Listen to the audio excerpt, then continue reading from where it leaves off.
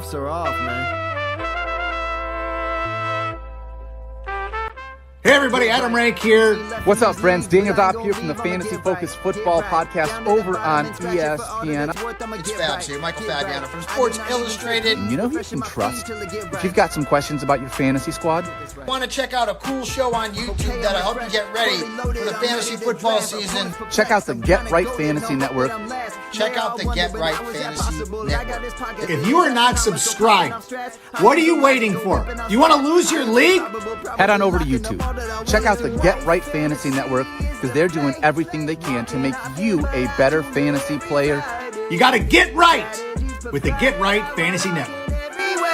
So go and roll your sleeves up. Yeah, go and roll your sleeves up. And I'm getting down cause I roll my sleeves up. And I'm getting right cause I roll my sleeves up. And I'm getting down cause I roll my sleeves up. And I'm getting right cause I What up, world? This is FishnFrank here with Get Right Fantasy Network.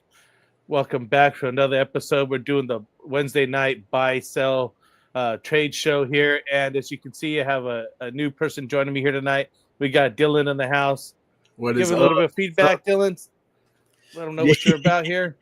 So I'm playing fantasy since I was about 16 years old. Coming up on a little 10-year anniversary. I play Dynasty, I play DFS, I play Redraft. I'm in 6 leagues currently. I'm the commissioner of 4 of them. Glad to fill in any way that I can. Just love helping the boys out. Been a long time viewer. Happy to be here. Yeah, Anthony's in the show here saying what up. This is his favorite part of the show, the roster management show, and I do have to give it up because dude love to trade everything else. Anthony's still helping us out in the background, so he's saying what up, Dylan. I mentioned to him that you wanted to come on the show. He's a longtime viewer here, wants to contribute, and so if anybody you guys out there want to possibly get on the show, maybe write some articles, things like that, help out with the show. We would appreciate the help. This is a labor of love, although we are monetized now, but we don't make money. This is just hopefully we could break even at best. We're still losing money every week, but that's okay. We're still going to keep rolling and keep running it and keep it coming back. SK is already coming in with the question here, so I'm going to go ahead and start that. And we're going to keep it rolling here for a little bit. We'll get to your Q&A towards the end of the show, or at least when we start talking about some of the buy-sell trades and what we're looking at here. So I just want to give you guys a quick show rundown for what we got going tonight. We'll talk about Thursday night start sit. Got to go through the injury news and updates. We'll go through both myself and Dylan's top 3 trade targets, and we're looking to buy and sell. Buy, sell, hold, quick takes. I'm not sure. Actually, I didn't put that one in there, but that's all right. And then they'll do the live Q&A. But just to kind of give you guys a heads up of what we got going on during the week. Here at Get Right, we do the Monday night overreaction waiver wire show. I'm always here Monday night, just kind of going over what happened over the weekend, kind of trying to digest everything and get those waiver wire ads in as soon as possible for you guys. Tuesdays we got the extra point with Kendall and Phil are both on that show right now, but that's the Phil's extra point. Wednesday tonight we're doing the roster management buy sale trade show. Friday nights I do the sit start and all the Q&A. So, if you want to visit us on Fridays, that's a lot of guys on here just talking fantasy football. And then Sunday is Mike's show doing the active, inactive roster management, last minute, things that you got to come up and see what's going on with the fantasy world right before you get your lineup set and the teams start playing here. So that's our rundown here. So please do like and subscribe. We do have super chats, so if you guys want to want to donate to the show and help us out, and we do get a super chat, we'll definitely bring you up first, discuss your team first. Please do include the league size. If the type is a PPR scoring, half PPR, what you got, and that way we can kind of work out and try to give you the best answer, and help you out in the best way possible here. So right now it's time to roll our sleeves up. We got no one on the bye week here. It's the Thursday night. We got Seattle Seahawks at 2-1 versus Arizona Cardinals at 2-1. Arizona's favored 1.5 points. And we got the defense here for Seattle ranking at 11th. Cardinals defense ranking at 15th. Only a couple little injuries really to mention is Zach Charbonnet is listed questionable for week 4, and Zay Jones is out with a concussion. So we wanted to start off by talking about Marvin Harrison Jr. Should we start? Should we sit? What are you thinking, Dylan? I personally, Marv is he's a bit of a case this year. He's given a lot of people a lot of sleepless nights. You drafted him in the 4th round in a redraft, maybe sometimes higher, sometimes lower. But it's been very, very boomer bust so far. For a time like this, a Thursday night game at home against a division rival, you're kind of looking at another boomer bust option here. Just for, housekeeping purposes, in the last 6 matchups between the Cardinals and the Seahawks dating back in the last 3 years, the over-under for points scored is 36.8, which, you don't really want your games to end 18-19 because that usually means that there isn't a lot of touchdowns being scored, not a lot of opportunity being put around. It becomes more of a defensive game. This week, the over-under set at 43.5, and it's tied for the 3rd lowest projected point total this week per DraftKings and other sports books. So, while, if you've got Marvin, I would say you kind of have to start him at this point unless you've really got better options. But you might be heading toward another boomer bust game for him this week. Yeah, it's going to be tough, man. I'm going to go ahead and fire up Sam Darnold, Ken Walker, JSN. You got to fire up Trey Benson and McBride. And we're looking to possibly sit Kyler Murray here. Just production-wise, as Dylan just mentioned, not a high-scoring game. It's historically and really, what are you going to get? It's not going to be a lot of points to be had. So maybe, just kind of let him sit and, as he mentioned, boomer bust with Marvin Harrison Jr. on those guys. So that's Thursday night's start. Not really too much to be had on that game. I'm definitely going to be watching, but I think it's going to be lopsided here. I think Seahawks are probably going to take it, but let's see what happens, right? Really, really quickly, Frank, the with sitting Kyler, a lot of people look at Kyler and they look at the rushing upside, especially in a game where it might not feature, obviously isn't going to feature James Conner, but might not feature a whole lot of consistent work for Trey Benson in terms of a bell cow. Even if Kyler's last 6 games he played against the Seahawks, he averages 16.3 fantasy points a game, and that includes his rushing stats as well. In his last 6 games, he has 0 rushing touchdowns against the Seahawks. And one of those games was a 100-yard rushing performance. So, kind of take it with a grain of salt. I would say he averages around 42 rushing yards a game versus them. But even then, too, it's been tough for them to get the ball rolling. And in a historically tougher matchup, that NFC West, I know Rasta knows that NFC West can get nasty with these divisional games. So if you have a better option than Kyler, maybe sit him for a guy like Jordan Love. You could sit him for a Bo Nix. Dare I say Daniel Jones? This it feels like I'm in the Twilight Zone saying that, but yeah, Cardinals offense this week, even a guy like Trey Benson, who is supposed to get a lion's share of the rushing workload, tough game. You're just kind of hoping maybe he falls into the end zone, gets a couple catches, but I wouldn't expect anything big from him. Yeah, you're hoping for the best, and you want to see a good performance out of him because obviously he's the next man up, getting the shot at the reins here. But yeah, it's a tough matchup. So hopefully he gets some good numbers, like you're saying, falls into the end zone.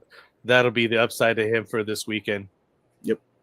Any other takes on that? Just before I would say on the Seahawks side, I think maybe one of the craziest things I've seen this entire season is how JSN has been used in that offense. If I have it right here, JSN against zone coverage this year has a staggering 45.8% target rate, compared to the next highest player on the team being Cooper Kupp with 14.3.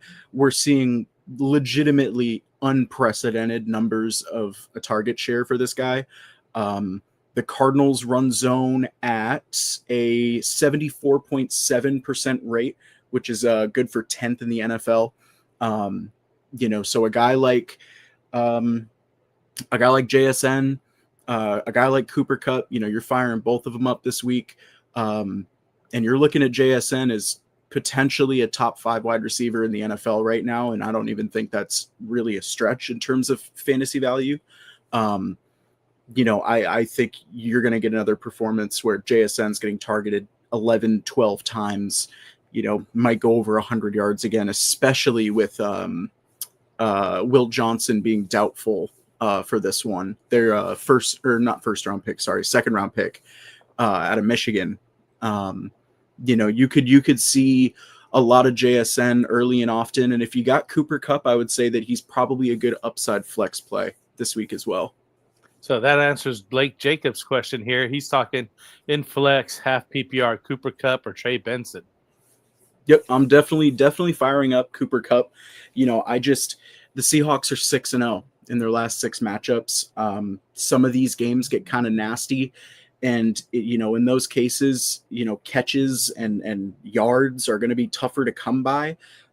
So Cooper Kupp, the guy who gets all that underneath work, all the open space, that's going to be a guy that you should more so be prioritizing over a guy like Trey Benson, who, might have 2 or 1.5 yards before contact. This Cardinals offensive line isn't the best. And that Seahawks D line, especially in a divisional game, is going to be a lot tougher to run against than, your run of the mill 1 p.m. game on a Sunday. Yeah, exactly. And sorry, SK, I don't mean to make you wait. And I see your comment here, Woody. We'll get back to you guys. Blake just happened to put the right question at the right time because we were just discussing these guys. So I had to throw them up there for right now. I'm going to kind of move over here to news and basically injury updates right now, which we have a ton. Kind of run through here. I'll let you get the wide receivers. I get the running backs here. So we got James Conner, and Najee Harris are likely out for the season. We already know that. And Trey Benson, we were just talking about, and Omarion Hampton are, expect to see a lot more workload here. So take a look at those guys. We got Tyrone Tracy going to miss about 2 to 4 weeks with his shoulder. So we got rookie Cam Scatterboo, and it definitely fire him up. I seen him get some really nice touches in the game. He looked, although really small. I mean, that dude's small compared to the guys out there. But he was running really good. He runs hard.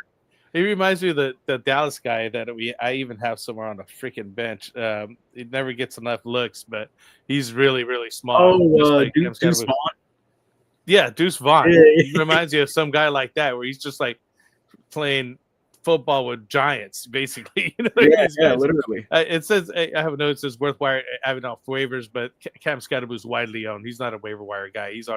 He would have been on a waiver wire show. We got Aaron Jones. He's on IR here with at least 4 games, and Jordan Mason is the primary beneficiary in the backfield. I've already fired up Jordan Mason, so he's in there with Shipley. Return to practice is likely to play this coming weekend. We have Ja'Cory Cross-Garrett, also known as Bill. He didn't practice Wednesday due to a knee injury, making Chris Rodriguez or Jerry McNichols possible beneficiaries. So you got to keep an eye on that. But I know a lot of people have been picking up Chris Rodriguez. A lot of people went for Jerry McNichols, figuring he had that long touchdown. So pick your poison on that one. I'm not sure who's going to get it. I might be a 3-headed monster over there for all we know. I don't think anybody's taken it away yet. So it's, wouldn't be a bad idea to, if you can't hold and pick up and stash, I would. I mean, just to see who, wait to let it see how it plays out, because right now I think we're getting that whole push the Bill news, but I mean, we're Yep. seeing Chris and Jerry McNichols just get just as many touches, right? I mean, it's almost a three-way split almost.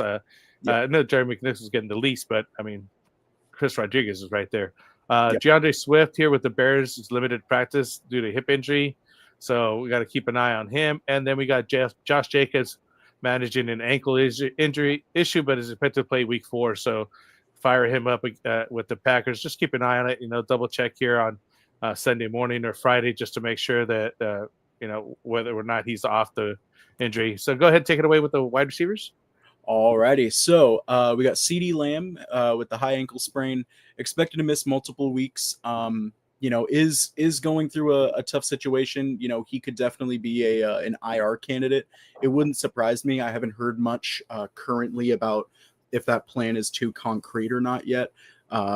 So definitely, guys like Jalen Tolbert, guys like Kevontae Turpin, they're going to see increased workloads, but I don't necessarily think that if, unless you you have scoring settings where if Kevontae Turpin takes back a kickoff touchdown or a punt return, that a guy like Jalen Tolbert is going to necessarily receive a whole lot more value. We've seen this kind of in years past where CD will miss a game or two, or, Dak will be out for the season. And a guy like Jalen Tolbert, he's in the same sort of vein as like a Sterling Shepard of the Buccaneers, where, Mike Evans is out, who we'll get to very soon.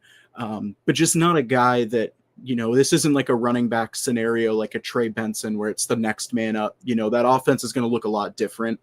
We've also got Mike Evans dealing with a hamstring injury, also expected to miss multiple weeks. Expecting Meka Egbuka to essentially run that Chris Godwin role.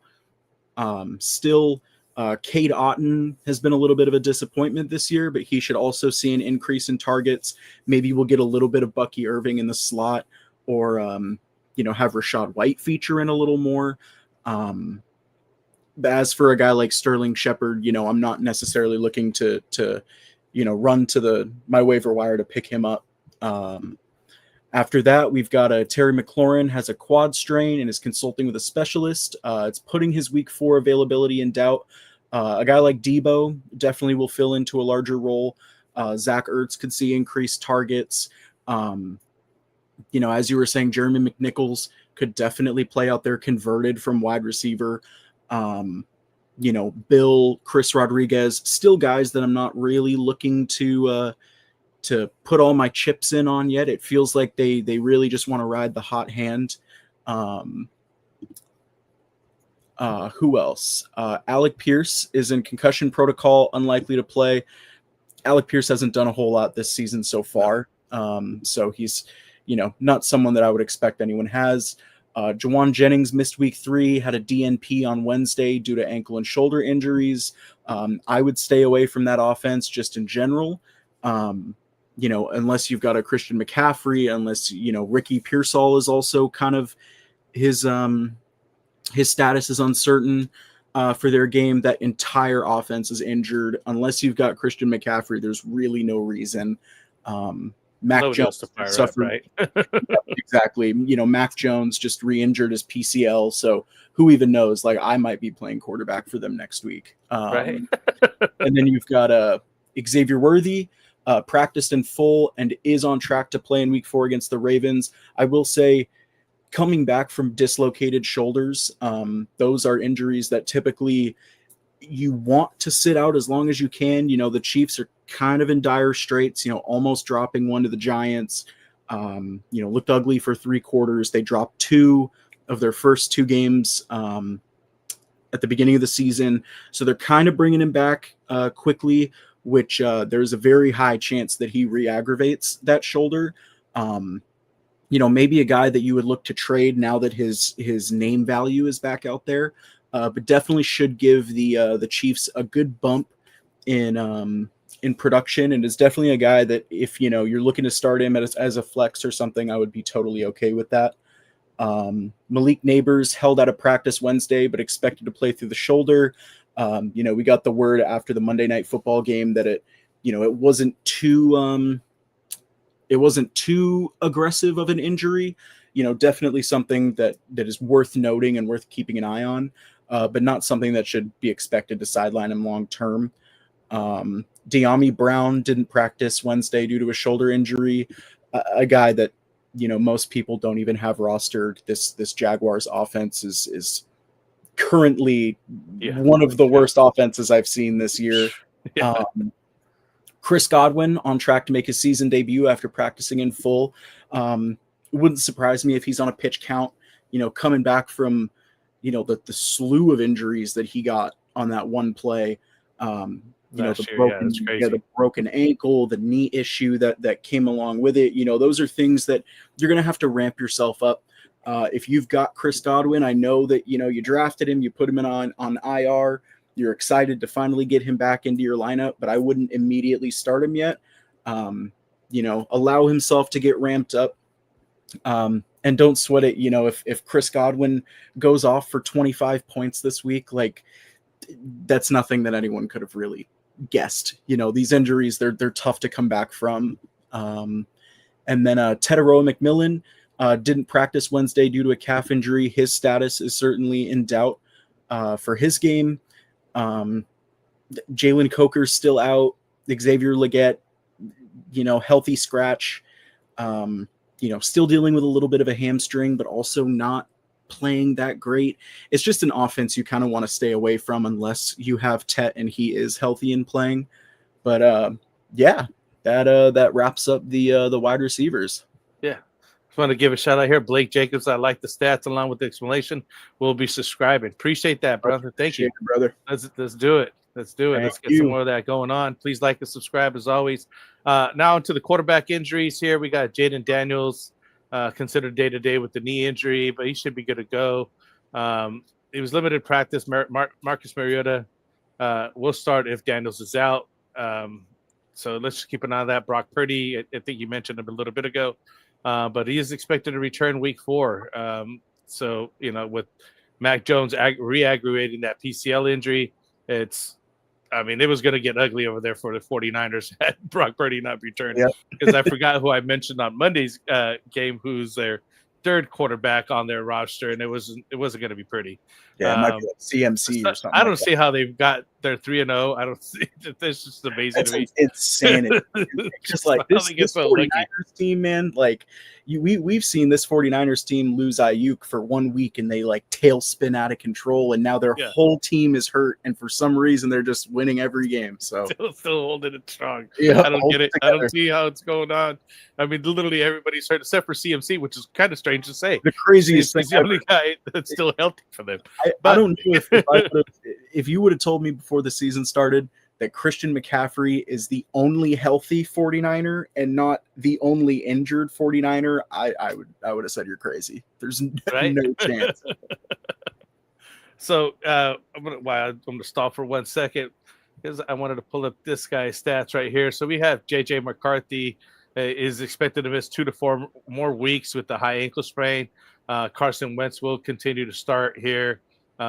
And he did chuck it up. He went 14-20 for 173 yards and 2 touchdowns in his debut there. Not much in rushing, not worth mentioning. But, if you're hurting in quarterback, which, the week before here, I had a slew of quarterbacks and injuries that we were just kind of discussing. That's somebody you might want to, if you don't have it already, pick them up for the waiver wire. It might be somebody you can just throw in, at least literally be playing quarterback by committee or sliding in this guy for depending on the matchups that they're playing, and see how they're going. On his is at Pittsburgh, so it's not a great matchup. Pittsburgh defense is pretty tough, so be careful with that, but sometimes you have no other choice, but you got to put a warm body in that slot to keep the fantasy points going. We got Baker Mayfield was limited with the bicep injury, but he's going to play. Shouldn't worry about him. And Justin Fields is still in concussion protocol over there for the Jets. So, keep an eye on him. But again, a lot of quarterback injuries early. Hopefully they get that all out of the way. I'll let you take away from some of these tight ends. Just go ahead and skip the ones that are not relevant. Awesome. Yeah. So one thing I wanted to mention too about, Carson Wentz and the Vikings this week is Jordan Addison is now back from his suspension. Oh, yes. So, that the help is on the way. We saw, an increased uptick with TJ Hawkinson as well. I funny enough, I think every manager of every Viking, I traded away all my Vikings. I don't have a single one in any of my leagues right now outside of Dynasty. TJ Hawkinson, I couldn't do the no catches going into the final 5 minutes of the game thing anymore. But he had a great bounce back last week. That offense should look a lot more like an actual NFL offense with Carson Wentz under center. And it might be a good thing, that JJ's there to watch and to learn behind Carson. But yeah, getting into these tight ends, Michael Mayer still in concussion protocol and is likely to miss week 4. Raiders are having some tough injury issues right now when it comes to, Brock Bowers is still, kind of laboring that injury he's been dealing with. George Kittle was placed on IR with a hamstring. He's going to miss at least 4 games. Colston Loveland didn't practice Wednesday due to a hip injury. It's not considered serious, but it is worth noting just because, the targets in the Bears offense right now are tough to come by, especially for the tight ends. I'm sure that all the Loveland owners were not happy with Cole Kmet being the recipient of that touchdown last week. Right? I hate that. Jatavion Sanders suffered a high ankle sprain and is expected to miss multiple weeks. Probably not a guy you were looking to start in that Panthers offense. Isaiah Likely still dealing with the foot. David Njoku has a knee issue, but is expected to play in week 4. Definitely a trade candidate if you're able to. Harold Fannon's coming out. He's getting a lot of that work that Njoku should be getting and is paid to be producing. But he came out of nowhere and he killed David Njoku. I was high on David Njoku this offseason. And Harold Fanning Jr. just coming in and just poo-pooing the whole thing. But it is what it is, man. You got to roll with the punches. Yep. It's funny, too, because me and my friends, we follow a lot of draft stuff around the draft time. And we were calling Harold Fannin Mini Njoku. And so all of us were upset when he was drafted to the team with David Njoku. So, it's now you're kind of splitting those targets for Njoku in half. If you can go out and move him, that's, probably a good idea. Evan Ingram missed week 3 due to a back injury. Evan Ingram just doesn't have the best outlook right now. He's not really that guy that Sean Payton is using, or at least that he uses normally in his offenses at tight end. He's kind of just more of a, if you need a tight end to stream for a week type of guy. Darren Waller expected to make his season debut in week 4. We got Will Dissly with the Chargers, who missed week 3 due to a knee injury. Probably not going to be super productive fantasy wise, especially with Oronde Gadsden getting a couple of more snaps in the last game. Uber athletic rookie, very exciting to watch. Could definitely start to kind of chip away at some of those Will Dissly targets with him not being as much of an athlete as Oronde Gadsden. But that sums up all of the tight ends for this week. That's a lot of injuries, bro. That's just too much. It's crazy. Literally, we just take it's so half hour funny, reading all these things. It's crazy. It's like all these injuries we got going on right now. It's so funny because guys that started the season on the waiver wire, a Jawan Johnson, a Jake Ferguson, Jake Ferguson's the number 1 tight end in a PPR format. Jawan Johnson, I think, is top 5. So it's crazy to see all of, after the season when we go back and look at the draft boards and you see all the tight ends going and none of these guys are actually, putting out what you drafted them for. It's just one of those seasons. I slowed down on drafting, especially this year. I was, especially during a mock draft, I was just dinging guys taking tight ends too high. I said, it's just going to be a muddled middle, and it is. Again, you could just wait, get a guy, even pick a guy off the waiver wire. Other than maybe Tucker Kraft and Warren, that's it. Everybody else is still just not performing to where their draft value, where you drafted them at.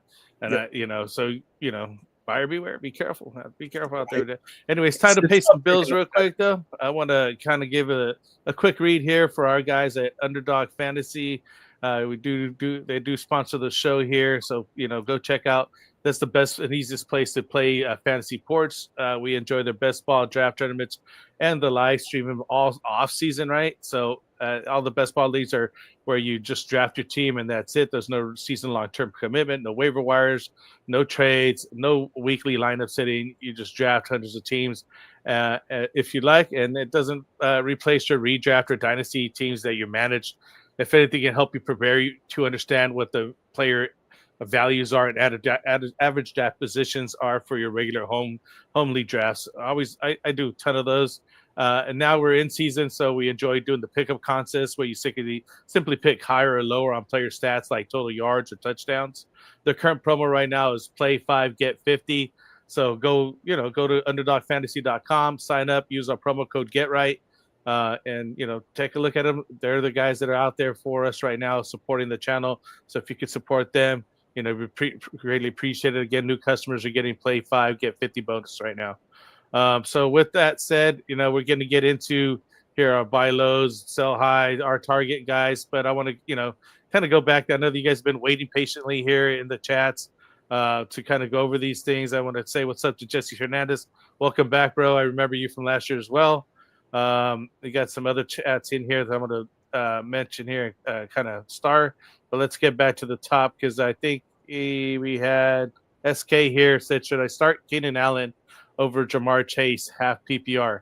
So I went ahead and pulled up the stats for these guys. So Keenan Allen has had 1 touchdown in each of his games, 7 of 10 for 68, 5 of 7 for 61, 7 of 11 for 65, getting let me get to PPR so at least get some PPR points here. Actually, I'll give you half PPR, so in the middle. 16.3 points, 14.6 points, and 16 points from Keenan Allen there after he joined the Los Angeles Chargers. And from Jamar Chase, I mean, it's been dismal. He had 1 good, decent game. I'll go over half PPR points. First game, he went 2 of 5 for 26 for 3.45 points. The week 2 against Jacksonville, he had 14 to 16, 165 yards and a touchdown. That was his good game, 29.5 points. And then, the injury happened here, and now he's down to 5 of 6 for 50 yards and no touchdowns. He even had a fumble lost for 6.4 points. And his next matchup is against Denver. Keenan Allen's next matchup is against the New York Giants. I hate to say it, but I'd fire up Keenan Allen as a flex player or something like that.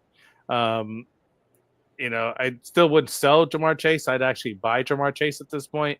And I have him as a buy target, but it's pretty tough to fire him up, especially this coming weekend against Denver, who last year had a very tough defense, but they haven't showed that yet this year. But still, what do you think? Would you start?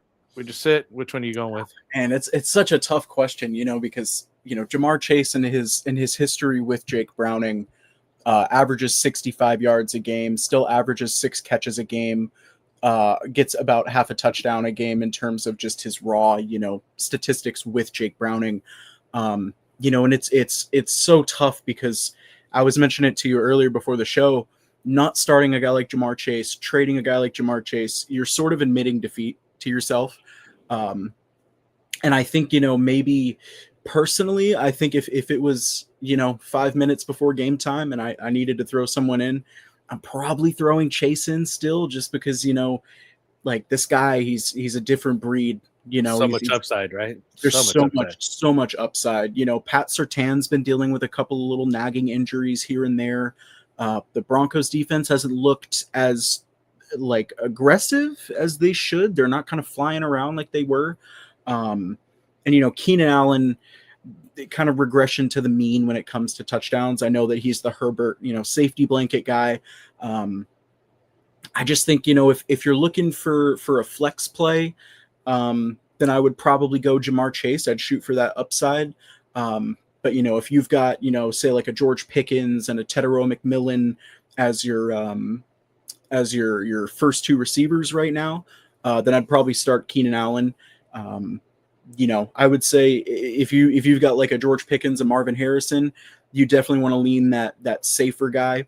Whereas, if Jamar, say your team is kind of banged up, or if you really just need that explosive week, then I would fire up Jamar Chase. I would essentially leave it up to you to what you think your team consistency is looking like, and whether or not you think you need to either shoot for that upside or you're fine with, you know, a safe floor play. And another thing that you got to consider is what is his standings, right? Is he 1-2 or 3-0? Yep. Can you take that hit, right? So if you're 1-2, you might want to take the safer play in Keenan Allen. I'm not saying he's going to get a touchdown. He can't continue the streak of a touchdown every game. However, it's almost like a safer floor. Whereas Jamar Chase is the more of a boomer bust type, you know, candidate here at this point. He could give you, you know, an incredible game, maybe even get a 2-touchdown game for you, or he could just have a 65 catch, you know, 65-yard game and just be average, or, you know, not necessarily a dud, just a dud for his fantasy draft value. At this point, I'm actually, you know, trying to sell and buying it. You know, it's kind of, I'm on the fence on both here. Yep. So we got Woody coming up here. Woody the banger Badger here is I have Dak, Kamara, Harvey, Marvin, Harrison, London, Higgins, Bowers in a 14-man full PPR. I'm 1-2 and down bad. Should I look to sell or what? Man, I don't even hate that team. Like, you know, I think, like, you know, you could definitely improve your running back room. That's probably where I would start with it. You know, this is just me. This is just how I play fantasy. It's how I've always played fantasy. Unless my tight end is doing exactly what I drafted them to do, I am fine with moving Bowers for Jake Ferguson and, you know, a running back like a J.K. Dobbins. You know, I'm fine with taking that kind of step down in terms of a perceived value, while also obtaining, you know, some more value in terms of your running back room. You know, the running backs, they're tough to find right now. Everyone's clinging on to all of them. You know, if you're lucky enough to find one somewhere, great. I think maybe too selling Marvin along with Bowers, maybe get yourself, you know, a CD would be tough because he's injured, and if you're 1-2, then that's also going to be a challenge. But, you know, if you're able to get a guy who's explosive, is consistent, I think that's the only thing you're lacking right now is you know, a consistent, good RB2, and a wide receiver one that is able to just, you know, you can set him and forget him each week.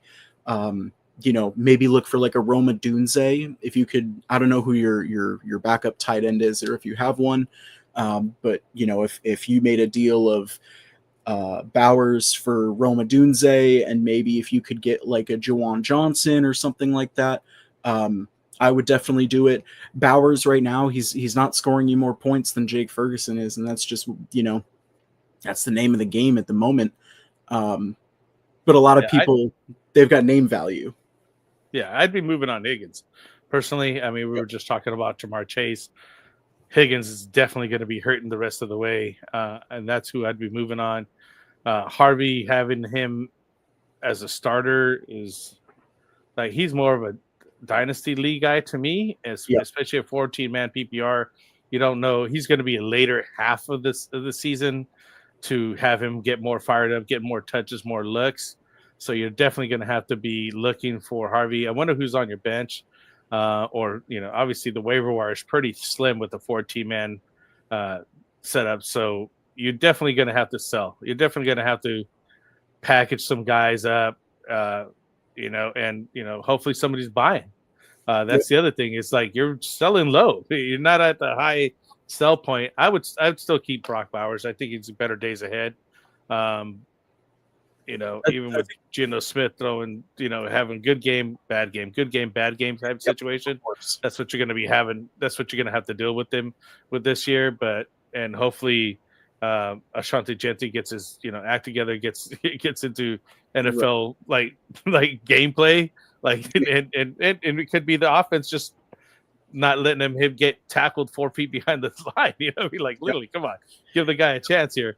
It is tough to go. You know what I mean? But you do have some pieces here that you could work with. You know, even Marvin Harrison's underperforming, London's underperforming. You just had like some of these guys that are good Just guys, but just tough moves. underperformance. So you're going to have to make some moves. I would start with Higgins. I don't think there's any saving him, and maybe move Harvey to somebody who's willing to take him and 2-for-1 of just to Gotcha. get one better player, just to get one better player on your team that hopefully get some more upside on that and get you going. And even also having a guy like RJ Harvey, I'm sure there's a 3-0 team out there right now that would not mind stashing him for the rest of the season. Maybe the JK owner, if he's 3-0, maybe he wants, a little bit more of the full backfield. And I noticed a lot of times too, in leagues where you might be 1-2 and another guy might be 1-2 or 0-3. Some of those guys panic, and you can do these mega trades with bad players, and you could send a Marvin Harrison, a T. Higgins, and an RJ Harvey to another team who's panicking, who's not really a big fan of what they've got going on. And at least that increases your value just a little bit. It's when your team is kind of down bad, a lot of it is just you got to play the waiting game, as scary as it is. But then on the other hand too, if you're 1-2, any sort of increase in production per week is a major jump. Also, you have nothing else to lose. Exactly. Like there's no issue in making what's considered to be a lateral trade in a situation in which you're already in kind of dire straits, especially in a 14 team. I would say you're not cooked. I think that because of the league size, I think you've got a little bit better of a chance to turn the ship around and compete, knowing how large the playoffs are in that type of league. And there's probably a bunch of other people in that league too that are in the exact same position. I would say there are better days ahead for a lot of those guys. London, Harrison, I think, Bowers, Kamara. I think that is a good squad, especially in a 14 team. If you can just solidify that RB2 spot, I think you're in a really good place. Yeah, for sure. And I like what you said.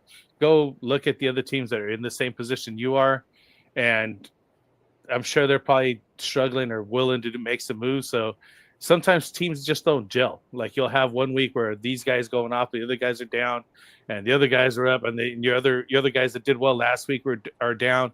And sometimes you just got to change it up. I've seen Anthony literally dropped almost everybody on this team, trade everybody away, come back with some other guys, and still made the playoffs. And it's doable. Yep. You just got to be committed to your team and committed to making these trade offers and just throwing them out there. Just keep throwing them out there till somebody bites and somebody's going to be like, you know what? I need to make some moves too. Let's see what we could make. See if we can't better each other's teams and, make it happen that way. That's going to be your best option here. Here's Bryce Chalmers here. Chalmers? Would you trade Jamar Chase to get something while his name still has value, or just keep on playing him? I mean, we've been talking a lot about Jamar Chase. He's a high topic right now. And especially earlier, before the show, we had talked about Jamar Chase a little bit, where it was, he's in this limbo state where you can't sell him because the first thing that your trade partner is going to say to you is, okay, well, who's this quarterback? But then you also can't really buy him because at the same time, he's Jamar Chase. So like a lot of people still view him very highly. I couldn't in most of my leagues get Jamar Chase off of anyone because his name is still Jamar Chase. It really boils down to what kind of package you could get for him. If you could get Roma Dunze, I'd probably do that trade. If you could get any one of those, running backs that like an Amari and Hampton, I'd probably do that trade. Look for a guy that might be scoring a little less than Chase per week, but has the opportunity to blow up into a top 5 player. Allow the other people in your league to have the guys that trend down and allow yourself the guys that trend up, even if that means that, they're not a 1-to-1, Omari and Hampton isn't Jamar Chase. But for fantasy purposes, if he's scoring more points, that's who I want on my team. Yeah, I mean, obviously you drafted him as your 101 for whatever position you were in. And depends if you went wide receiver, right? If you went wide receiver heavy, you probably have a good enough core that you can withstand the storm, basically. And hopefully he could get, him and I always forget the name of his quarterback. What's his backup quarterback over there? Rattler or what was it? Browning, yeah, Jake Browning. Hopefully they could get some more, reps in practice and get more in sync and things that look better for him. If you could hold out, then I would do that. If not, if you're in a position where I don't have a good wide receiver room and I'm 1 and 2 in the league right now and you're panicking, then you should sell while you can, because his name still does hold value. I don't know what the future holds. He could get better, there could be better days ahead, or it could just be the same as what you're getting now. And if you don't sell now, you're definitely not going to get nothing later on. Yep. So I think it has a lot to do with, depends on, your roster, yourself, what you have left, and where you're at in the league itself, right? Maybe you could hold out a little longer. I already said what's up to Nino there. We said what's up to Jesse here. Let's see. We got the Blue Crew. Should I trade? Crazy question, man. This is a crazy question. Go ahead and read it off. Let's see. Hey, man. He says, should I trade a Dunze for Scattaboo in a full PPR league? I don't even need to see who your team is. Absolutely not. Like, Roma Dunze right now is a top 5 wide receiver. He is the pure, clean alpha wide receiver 1 in his offense. Scattaboo, yes, we just saw, a good performance from him. But week 1, we saw Tyrone Tracy get the lion's share of the snaps. There are going to be games where the New York Giants don't make it into the red zone. There are going to be games where, Cam Scattaboo is going to get half a yard before he's contacted on most of his runs. That offensive line, it'd be different if Andrew Thomas was 100% healthy and if other guys in that offense were a little better. But I think a Dunze is worth right now something close to a Jackson Smith and Jigba. I think Cam Scattaboo, I probably wouldn't trade a Dunze unless it was for a guy like, let's think, like you could probably do a Dunze and someone else for Derrick Henry if they have a really strong running back room. You could do a Dunze for Kyron Williams and then a piece. You could get a lot more, basically, is what he's saying. You can get so much more for Roma Dunze. I actually just made a trade in my home league, my most important league, 2 days ago, and it was Roma Dunze. I was trading away Roma Dunze and J.K. Dobbins, and I got Jahmyr Gibbs. So if you're able to pair Roma, he is a beautiful, beautiful trade chip right now. And I don't expect this Bears offense to be amazing throughout the whole season. And so while this guy is a top 5 wide receiver, I would definitely look to cash in. He's selling high, and you could get more than just Cam Scattaboo. I mean, I like Cam Scattaboo, but we were just talking about his size, and I was like, this dude's one good hit away from just being out of the league. Like, and I don't know. He's so small, but I mean, and he takes some violent shots too. He runs really, really hard, and those are the running backs. Like, he reminds me of like a Peyton Hillis who can catch the ball. Like, he's now do I think he's going to get injured his rookie season? Probably not. And I sure do hope not. But I do think that Roma Dunze right now is a guy that is considered in the top 10 wide receivers in fantasy. And I think you can get a ton more for him. Yeah, Pollard just finally had his day. Henderson had somewhat of a decent day. He's still a 3-headed monster over there in the Patriots situation, and I think they'll continue to do that all year long. I don't think they're going to move away from Ramondre Stevenson, and I forget the other guy that's over there right now. But it's still going to be sharing carries. So unfortunately, Henderson's not going to be the lead back, or even if he is the lead back, he's still going to be sharing touches over there. So I would just shoot for a higher guy, a better guy than Cam Scattaboo. You could get a better, like I said, Kyron Williams, especially with that wide receiver room. That wide receiver room is like insane. Yeah, you can move on that guy and not even. You could move, you move off a Dunze and you still have 2 top 10 receivers. You have a top 5 and a top 10 receiver in JSN and Amon-Ra St. Brown. Like, you are golden. I would look to see, between Amon-Ra and Roma Dunze, what is the maximum value you could get. It would not shock me if you could land a Derrick Henry, if you could land someone who might be disgruntled with Saquon not getting the touches at the 1-yard line. I'm sure not happy. But yeah, man, that's a stacked wide receiver core. You'll definitely get yourself in a much more advantageous position if you can get a better running back for a Dunze. Yeah, I'd be shooting for like a Bucky Irving, Yeah, or even Bucky, the Dick that's a Fair. shout. Yeah, you know what I mean? Like that's Josh I think that you Jacobs. could get I think you could get those guys. Yep. Let's check it out here. We got Jesse coming in with the trade question, trying to acquire CD Lamb for a wide receiver hungry team. 2-1. I have Nico, Pearsall, Olave, Rashi Rice, and Ayomaner. My running backs are Gibbs, Irving, Hampton, and Harvey. Any options? Thanks, fam. So also it's a full PPR 10-man. That's what I was wondering. I was like, how'd you get such a decent team? I was like, you think it's until you get to that part, right? And you're like, oh, it's 10-man. That makes sense. Yeah. So he's looking to trade question, try to acquire CD Lamb now for wide receiver from a wide receiver hungry team. 2-1. I have Nico, Pearsall, Olave, and Rashi Rice and Ayomaner. So I'm always a fan of trading somebody, and Anthony has, of trading the guy you just picked off the waiver wire.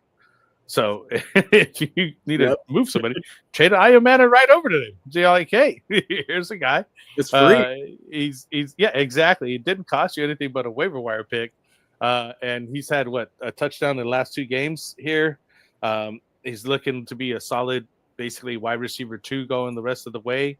And maybe you could get a piece for him. If you're trying to get CD, you might have to add a little bit something to that. Maybe even throw Harvey in there, and that'll seal the deal. Because we were just talking to Harvey about the other guy. You're not going to see Harvey really take too much of a role there unless there's a lot of injuries ahead of him or something happens where he has to be the next man up. But right now, I think he's going to be later half of the season. So if you want to get CD, because CD is going to be down a couple of weeks, so you have to be able to withstand that, right? But with Nico and Pearsall doing really well, Olave is doing good. Rashi Rice will come back in 2 weeks. You're going to have a stacked wide receiver room right there, so you could just get rid of Ayomaner anyways. When are you going to start him for a bye week? You could just pick another guy off the waiver wire to do that. That's my thoughts on it. What do you think? Something similar to that? Yeah, personally, like when I looked at this and I kind of looked at who you have and who your running backs are, I wouldn't necessarily CD Lamb isn't the guy that I would go for, because Nico is, a phenomenal, wide receiver shout every week. Obviously he's going to have his ups and downs. Like most of the top 10 guys at each position are going through that right now. I would look for someone who's like a good complement behind Nico. Less so like a CD Lamb who's like a big splash, because Gibbs, Irving, and Hampton, I mean, those are 3 guys that's a championship winning running back room. Like, it's an embarrassment of riches. And especially if RJ Harvey starts to take some of that load, you fire up those guys every single week without fail and multiple times on Sunday. If I was thinking, if you could maybe move like Pearsall or Olave, maybe like Pearsall and Harvey, for a nice like complimentary 2, that's probably the route that I would go. And it's, I love your receiver room too.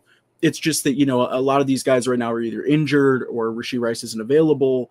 So I would be looking to kind of get rid of the but think about it. In the future, if he does get CD, his team's going to be sick. He'll have CD, Nico, and Rashi Rice. Yeah, that would be insane. Starters, that'd be insane. I think what I would do, chip Ayomaner and Harvey, man. I'm telling you, just shoot that out there. Yeah, I know the CD is going to be gone, but once you get CD back and Rashi Rice fired up, you're going to be having the sickest wide receiver starting group, as well as very solid running back room. Yep. I mean, if you are set on CD, I would say maybe Pearsall and Olave or something like that. Maybe I would, if you wanted to do a 1-for-1, I'd offer maybe just Hampton, and maybe do Hampton and Harvey and ask for one of his running backs in return if he has like a J.K. Dobbins, like a guy that at least can get you consistent points every week. But yeah, man, that would be crazy because if you reached a position where you're starting Gibbs and Irving, and then you also have Nico, Ceedee, and Rashee Rice, those are the only guys you need. You can take everyone else out of this equation right now, and that is a championship winning roster. Yeah, start low and work your way up. See what happens. Yep. We got Smokey the Cat, man. What's up, man? What's up, man? My main league, I'm 0-3. Tough start, man. 12-team PPR. He's got Mahomes, Puka, London, Henderson, Benson, Pitts, Pickens, and on the bench you got Rashee Rice waiting to fire up, Charbs, B-Rob, RJ Harvey, and Hunt. Rashad White's thoughts. Ooh. Ouch. I could see why you're hurting. Mahomes hasn't been doing all that. Puka's solid. You don't have to worry about Puka. London's underperforming. Henderson, we just talked about a little bit ago. Trey Benson's having a tough matchup that he's about to face. You got Charbs. B-Rob's just like, he's a handcuff at this point till CMC goes down. RJ Harvey, we've been mentioning it, and Rashad White really hasn't been done much. Hunt is actually have some value, almost like it's Kareem Hunt's like doing something. I don't know. Ooh, man, I would be definitely throwing out some trades. You might want to. I moved on London. I was telling him I moved on London earlier today just to get a better tight end. I had the room in the wide receiver room so that I could just leave him behind for better days, and you would have Rashee Rice later on that you already have on your bench to replace him, so you could feel comfortable doing that. Pitts, I mean, he's doing okay. Like he's, some people even consider this is finally his breakout year. I wasn't falling for it again. I need to keep seeing it. I'm not going to touch that guy with the 10-foot pole from now on. Period. We had a joke in a couple of my leagues with me and my friends, and instead of doing a league punishment for last place, it was the person that drafts Kyle Pitts has to like enlist in the Marine Corps. Like if you take Kyle Pitts, oh wow, like not actually, but it's like I get you. You got to do like the PT test and stuff like that because you can't be drafting Kyle Pitts in 2025. You just can't. Yeah. But I do like Pickens there that you have. Like I said, you could probably withstand moving on London or somebody like that, just to improve your room. Hell, you might even want to move on Rashee Rice just to like help you out in some way or another. And I think you to be the running back room where you're going to be needing the most help. I know that Trey Benson is a good option for you to kind of get, but not this week. And hopefully he does pan out. Henderson being on, running back by committee over there. He's never going to see full touches, I don't think, this year. Sharps is going to be tough, man. Yeah, that is. Yeah, you're gonna have to make some moves, Smoking the Cat. Who do you got out there? What's out there? We got Drew Lauro coming up. Should I trade Xavier Legette for Bijan? I feel like it could do better. Honestly, man, I think I'm keeping Legette. I think I'm keeping. Yeah, he's not even moving on. Trying to get Bijan. Wow.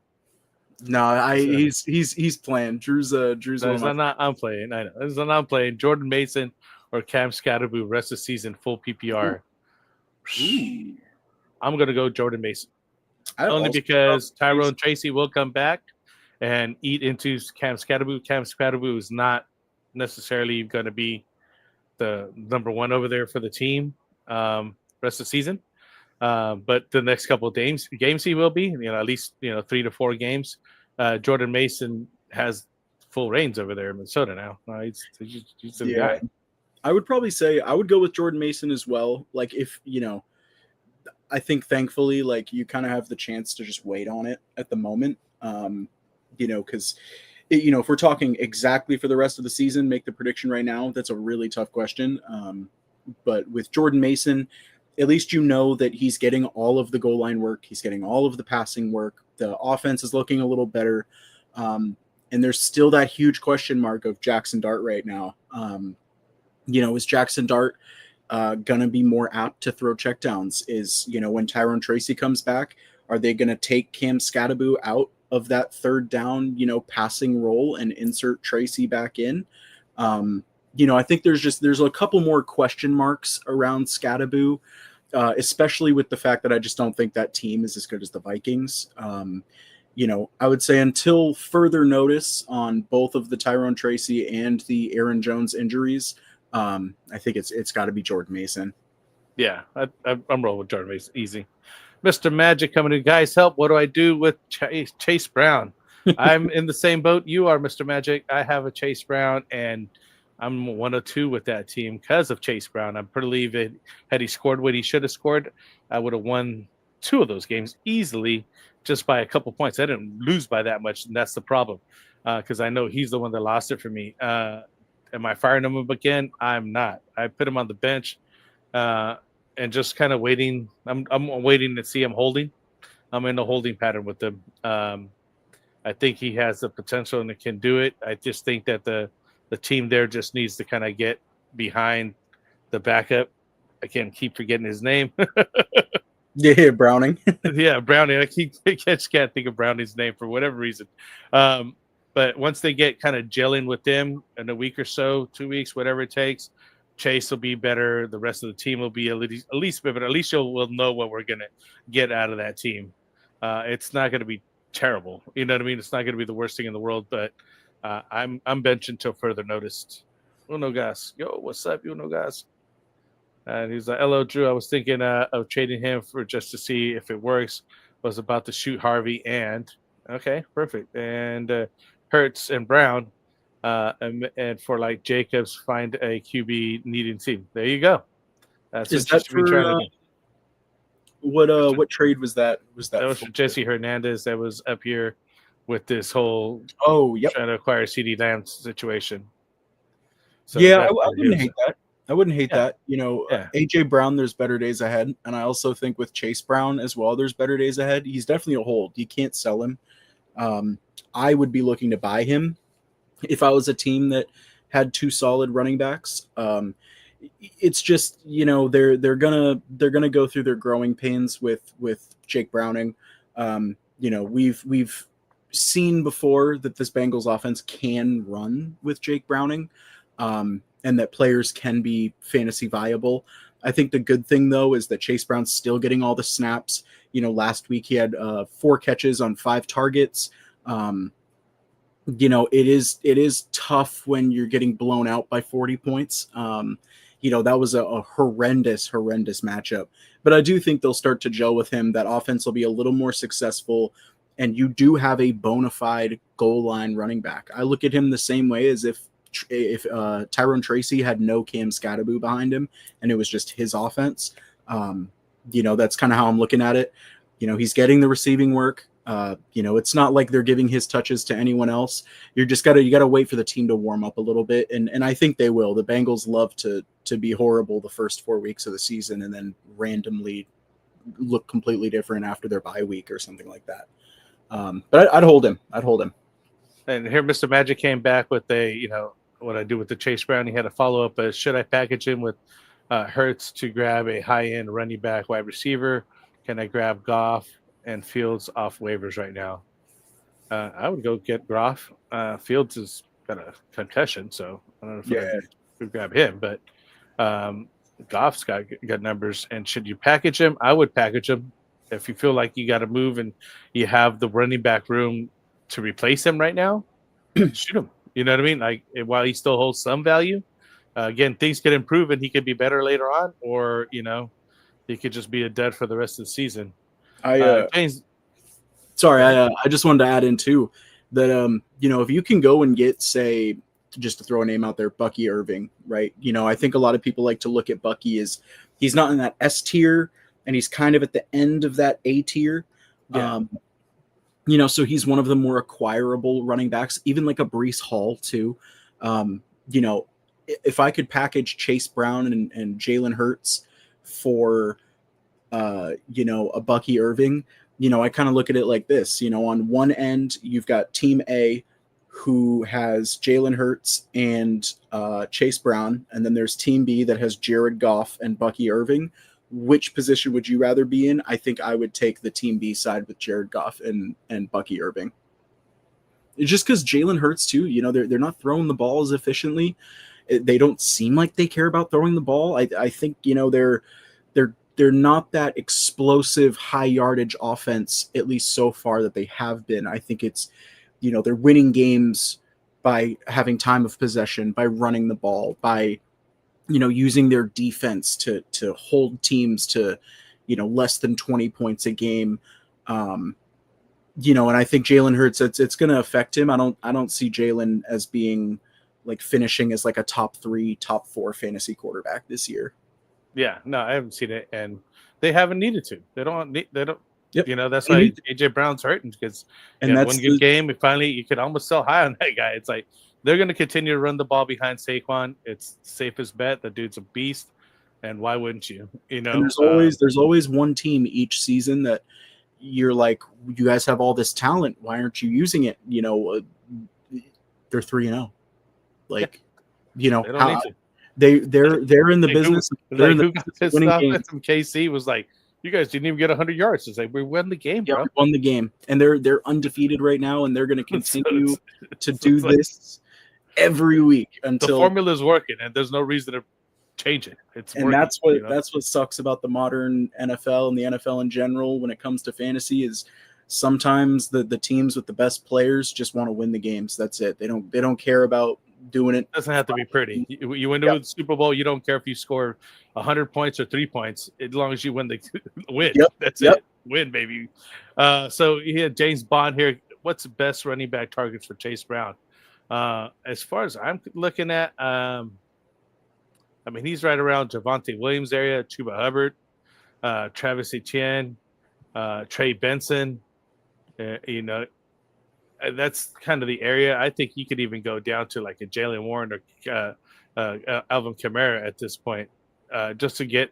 If you feel like you don't want him on your roster anymore, that's who I'd be targeting. What do you think? Yeah, I think it's tough. Pretty much all of those guys that you listed are people that I would take over him. I'm looking at my own rankings right now that I have, and I've got Chase Brown down at the RB 29, one spot ahead of Travion, one spot behind David Montgomery. I would trade him for Kenneth Walker. I would trade him for J.K. Dobbins. I would trade him for Genty, for Scattaboo, for Jalen Warren. All of those guys. You want guys that are going to trend upward.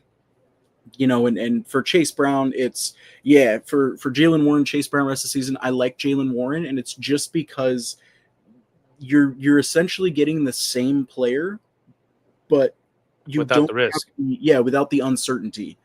Yeah.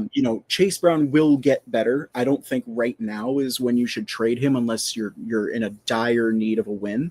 But I think if you can go out and get a guy like a Dobbins or a Genty who are going to trend up. JK, obviously he's got Harvey on his tail, but he's almost a guaranteed touchdown a week.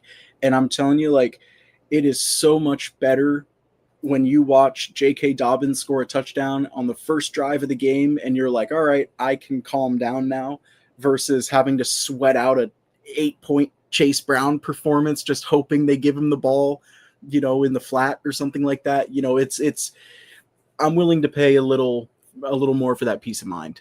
There you go. How Lee here said, should I trade my Brees, Judkins, and Tyreek for Bucky? I think you're giving up way too much. Already seen that too many names. My other running backs are Hampton and Etienne. My wide receivers are Neighbors, Nico, and Ibuka, Keenan, and Rice. I don't think you need it. League? He's full PPR. He doesn't mention how many. That's a really how good many teams is it in the? I think it's like at least a 10 team, maybe an 8 team league, because I don't see how you get all these guys on one team unless you have not many players involved. Right. But I think I'd go Ibuka straight up. Ibuka for Bucky. You've got such a good wide receiver core already. In considering that after Neighbors, Nico, Ibuka, Keenan, and Rice, you still have Tyreek is insanity. I wouldn't package all of those guys. I do think Ibuka for Bucky, you're set. I wouldn't move on Ibuka. I would package Brees and Tyreek for Bucky. You don't need to add Junkins. That's a good one too. You don't have to add Junkins in there. That's way too many guys for one guy. Bucky's not that guy. I mean, I like Bucky, but he's not that guy. He need to send 3 dudes. I think that you're selling high at Tyreek with what's going on with Miami, and Breece Hall's just, who do we got? Braylon Allen coming up behind him on the Seals. Maybe you're selling high, but that's who I would do. I would keep Junkins. He could be something. But if he's not, wouldn't even hate staying pat. I really wouldn't hate not even doing that trade, because if I've got a running back room of Hampton, Breece, Etienne, and Judkins, and my wide receiver room is Neighbors, Nico, Igbuka, Tyreek, Keenan, and Rice, I'm happy. Yeah, right. You're set, right? So you're stacked already. Even at full PPR. So there you go. Bailey Shalama traded Adams for Derrick Henry and for Rashee Rice for a 2026 first. Thoughts? So this is a dynasty league here. So he's trading Adams and Derrick Henry for Rashee Rice and a 2026 first. I mean, that's a steal. That's a steal. You're getting off of, I'm assuming that's Devontae Adams. You're getting off of Devontae Adams on his 3rd team now. 4th agent Devontae Adams, just call him that. Yeah, right. Derrick Henry's still great. He's still great. I think I think a lot of people look at his age and they think his dynasty outlook sucks. I tend to look 3 or 4 years ahead. And unless he suffers a major injury, this is one of the most durable guys in the league. He doesn't normally have injury issues. He should be good for a while, but he is a running back and he is getting older. You just got one of the hottest young receivers that you could ask for in Dynasty, and you get a 1st-round pick to, stack on top of that, which, could, be a very good running back or receiver. So you're given a very clear upgrade at wide receiver for the next 3 to 4 years, and you're given, the chance to kind of right the ship when it comes to that missing running back spot. Yeah, you could just pick up the next high running back that comes out in the 2026 draft. I like it. I think that's a good trade. I think it's a fair trade. You should be doing well in the future here, especially if you're just maybe rebuilding this year and things like that. So why not? Yep. It says, what do you guys think of Dart from the Giants? So Dart here from the Giants is on our thumbnail here. I'm not sure how I feel about him. There you are. You disappeared for a second. Yep. So, what are your thoughts on Jackson Dart? I gotta look this guy up. Quite honestly, I only have stats on this guy. He's a 1st-rounder from Ole Miss. I think you're gonna have to be patient. You're gonna have to be really patient. Dart wasn't known as the best processor, doesn't have the biggest arm. I do think that he's got a great offensive play caller or play designer, at least in Brian Daboll behind him. But we're talking, a team in which their GM and their head coach might get fired. A lot of their weapons outside of Malik Neighbors aren't really anything that, you're going to write home about. I just think it's going to be baby steps with him at the beginning. Fantasy wise, I don't necessarily think he'll be too relevant. I would say if you're in a deeper league, a deep super flex league, then maybe he's worth picking up. But he certainly isn't going to hit that ceiling that Russell Wilson did of, randomly going out and throwing for 350 yards. I think it's going to be one of those, rookie seasons where there's going to be a lot of bad, but it won't necessarily be because of him. It'll be, a lot of it on his O-line, his teammates. I would say maybe, I think as a fantasy wise, the Jackson Dart starting is a net negative for the next few weeks. But maybe the Giants as a team find some spark. I think he'll be good in the long run. I think he's a good prospect. I just don't think fantasy wise right now he'll keep them relevant. Yeah, and I mean, I'm not, some people are saying it's great news from Malik Neighbors, Wan'Dale Robinson, and Cam Scatterbo. I'm not sure if it's so great. Yeah. But then again, maybe this guy comes out there, checks it, looks decent, Russell Wilson. Russell Wilson was just chucking it. He was doing what he did best. Throw the long ball. He didn't care. He's like, hey, I'm just here for the money or whatever. What's going on? He's not gonna, the team's just in rebuilding still. So I think they're gonna test him out, see what they got. Kick the tires around a little bit. Maybe go right back to Russell Wilson. I'm not buying in all the way till I actually see it.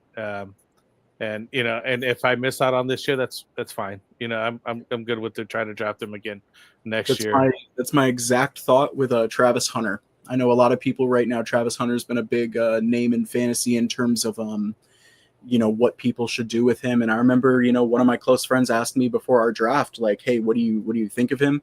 And I just remember telling him, like, I want him to be someone else's problem. Like, I am totally fine if Jackson Dart becomes really, really good. If Travis Hunter becomes really, really good, that's awesome. I don't want to be the person that has to deal with that week to week. Exactly. Yeah. So you guys are talking amongst themselves. Yeah, Jay Hang. Actually, I want to read before we get to that. How low did say 10-man league. So wow. That's why we were looking at that stacked team. Remember, and you have a really nice team. Thanks. I appreciate the feedback. Yeah, you're welcome, bro. Hope you like and subscribe to the channel here. Please do give us the likes. We got got a couple guys here answering all you guys' questions that we can. So please bear with us. We're already over an hour easy here now. We're an hour 16. So let's see how much more do we got. We got too much more to go. So we'll try to get to everybody as fast as we can. Kind of speed it up here. BTJ for Brees Hall. I like the Brees side. Yeah.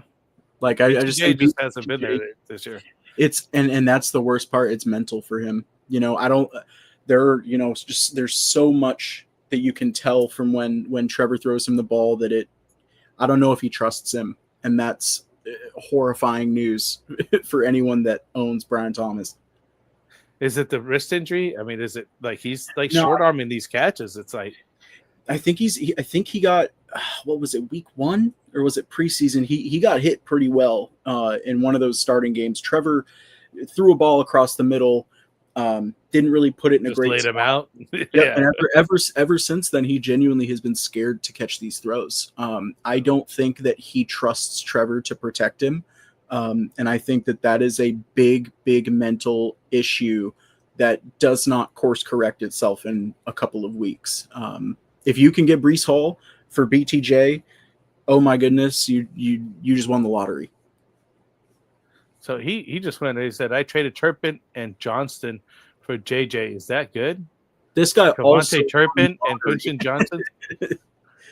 We just got 2 people that just won the lottery. That's crazy. Whoever I'm not gonna lie, Frank. Like, I'm not someone who vetoes and calls for vetoes ever unless it's like truly collusion. Yeah.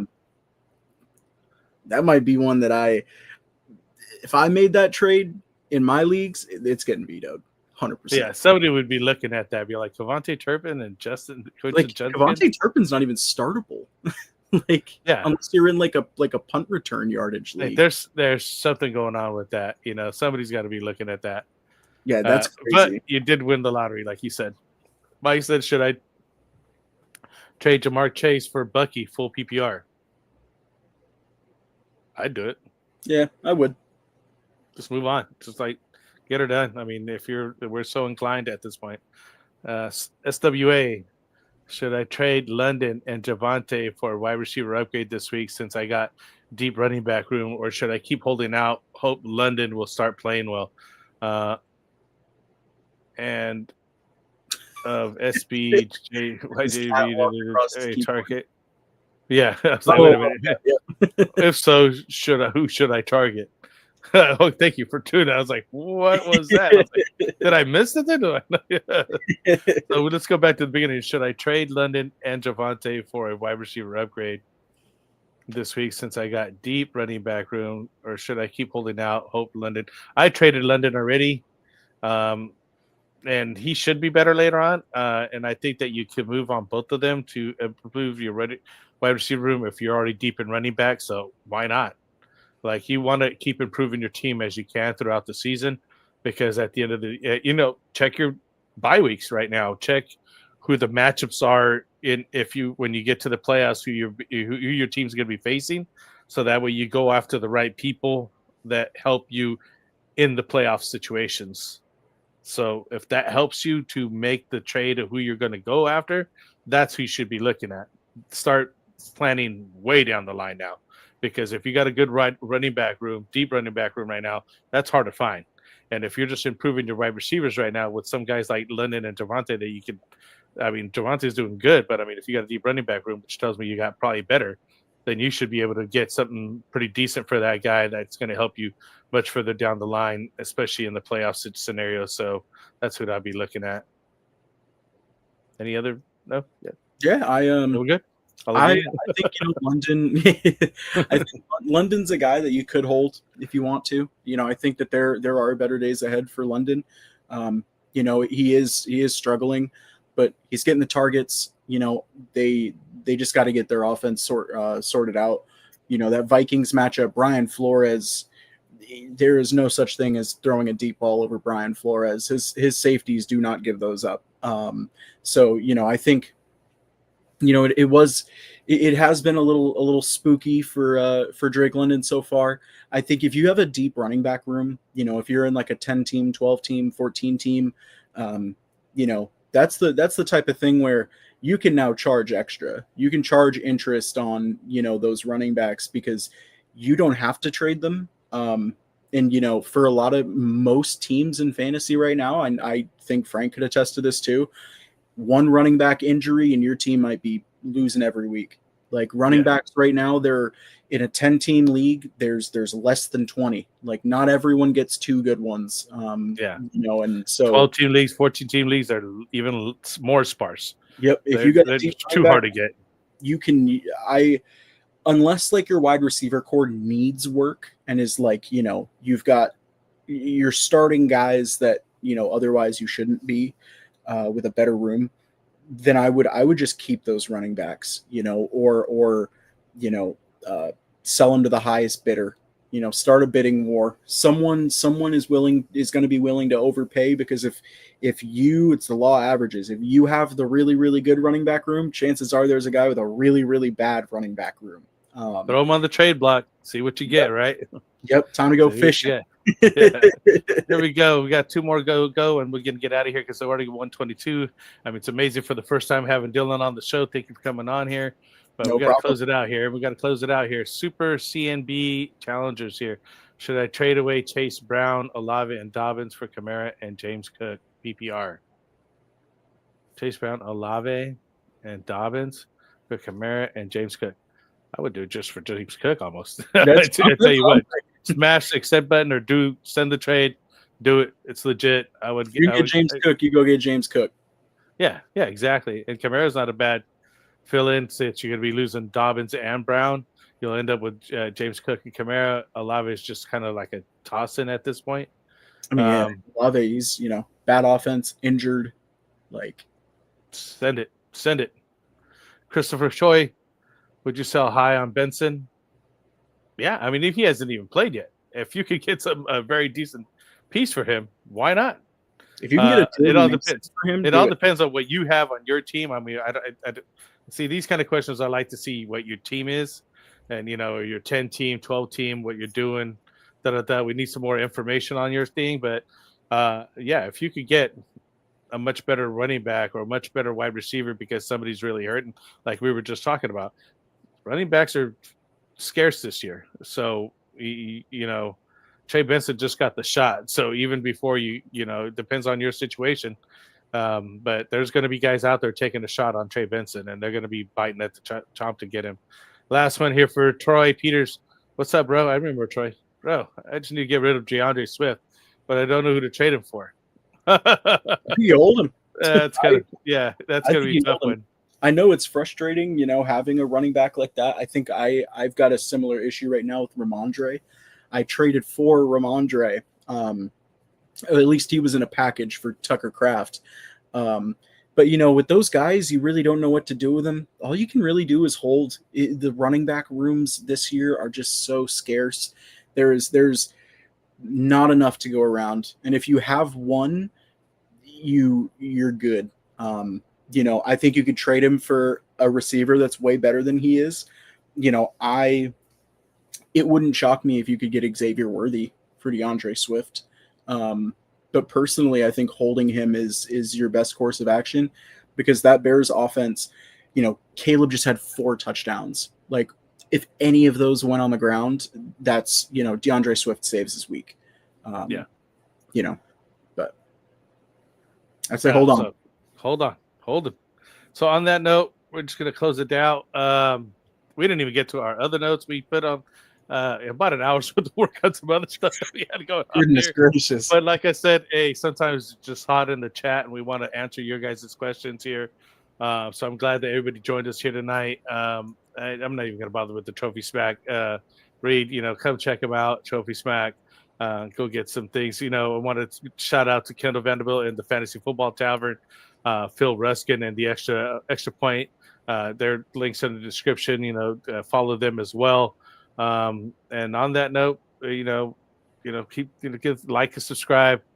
We appreciate the follows, and follow us. We'll be back Monday. Hopefully Dylan comes back Monday. Let's check it out. We'll check, we'll do the Mondays Monday night overreaction and waiver wire show. And, I love overreacting. That's my favorite thing to do. So we're going to be definitely getting some more looks and touches for you guys. So from everybody here at Get Right Fantasy Network, we appreciate you guys. Peace out. Wanted to write fantasy is the play. Marking nothing, but I tune in every Friday. Strategies provided, I will lock in every way. So go